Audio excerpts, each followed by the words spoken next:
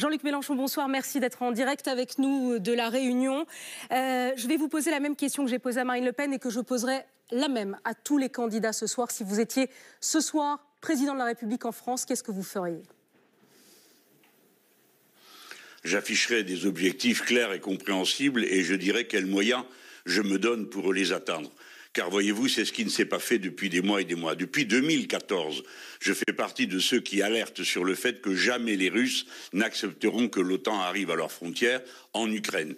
J'ai dit sur tous les tons qu'ils réagiront, et c'est ce qu'ils viennent de faire. Et vous voyez que, alors que l'on a beaucoup gesticulé et poussé beaucoup de hauts cris, au moment où cette intervention militaire a lieu, qui bouleverse l'ordre de l'Europe, puisque pour la première fois depuis bien longtemps, ce n'est plus le rapport de force diplomatique, les discussions, les polémiques qui occupent le devant du terrain, mais l'épreuve de force pure et simple.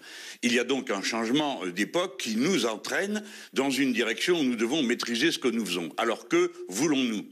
Premièrement, le cessez-le-feu. Deuxièmement, le retrait des Russes. Troisièmement, que l'on aille directement au but, c'est-à-dire en abordant les questions de sécurité qui sont en jeu mutuellement côté russe et côté européen, car nous aussi, Européens et spécialement Français, nous avons des choses à demander. Les Russes ne veulent pas de la présence de l'OTAN à leurs frontières. Peut-être peut-on faire comme proposition la démilitarisation ou la neutralisation de l'Ukraine, évidemment, avec la condition de sa liberté absolue et de son évacuation militaire. Jean-Luc Mélenchon. Ça, c'est la première des choses à faire. La deuxième, c'est que nous avons le cadre pour le faire, qui s'appelle l'Organisation de coopération et de sécurité en Europe, qui a été décidée par les accords d'Helsinki. Donc, nous pouvons engager la discussion. Je finis en vous disant quelles seraient nos conditions aussi à nous, Français.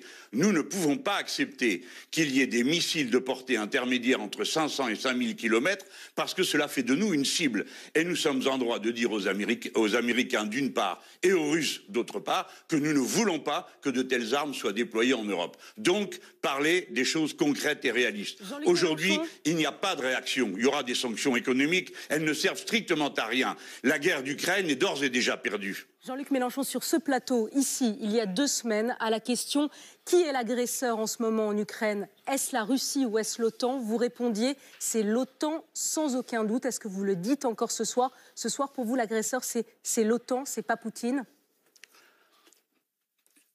Écoutez, je vois bien la tension polémique qui vous anime, mais je vous demande de réfléchir au fait que nous avons changé de situation. Si vous me demandez de détailler les causes qui nous ont conduits à cette situation, alors je vous dirai que le refus obstiné de discuter de cette question de la présence de l'OTAN à la porte de la Russie est la cause profonde du sentiment qu'a eu M. Poutine que nous nous apprêtions à l'agresser. Cela ne fait pas l'ombre d'un doute. Mais aujourd'hui, ce qui est en cause, c'est sa décision d'intervenir militairement en Ukraine que nous ne pouvons pas accepter. Quelles que soient les causes, quelles que soient les raisons d'agir, nous ne pouvons pas accepter qu'il franchisse des frontières et que qui que ce soit franchisse une frontière. Je voudrais vous dire avec la plus grande solennité que la question des frontières est posée depuis bientôt 10 ans. Je ne cesse de le répéter. Et pas seulement à la frontière de la Russie, dans bien d'autres points de l'Europe. Et en ce moment même, en Bosnie, ça recommence.